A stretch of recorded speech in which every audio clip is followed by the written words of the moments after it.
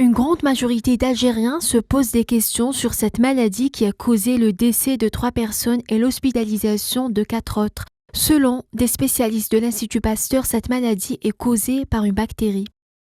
C'est-à-dire la sécheresse de la bouche, les difficultés d'accommodation,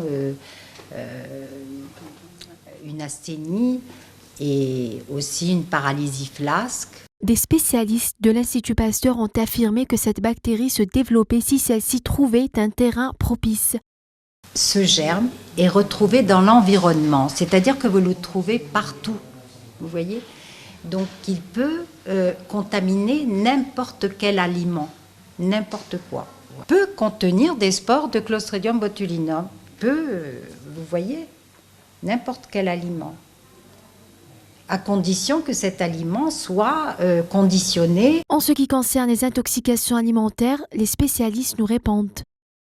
Toujours la notion de consommation. Il y a plusieurs personnes qui ont la même pathologie, c'est là qu'on pense à une toxi-infection alimentaire.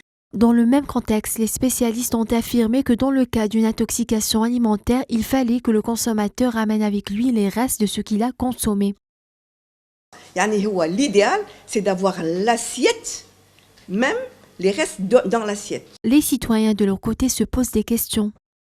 Il faut que les personnes sachent ce qu'ils consomment. Que fait le ministère du Commerce? La vie des citoyens est devenue sans importance.